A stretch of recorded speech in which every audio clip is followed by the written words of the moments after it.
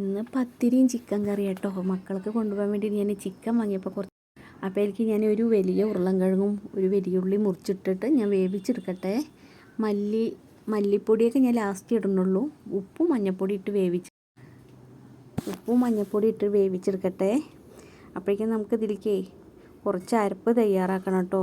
വേവിച്ചെടുക്കുമ്പോഴേക്കും നാളികേരം പെരിഞ്ചീരകം കൂടി അരച്ച് വരട്ടെ.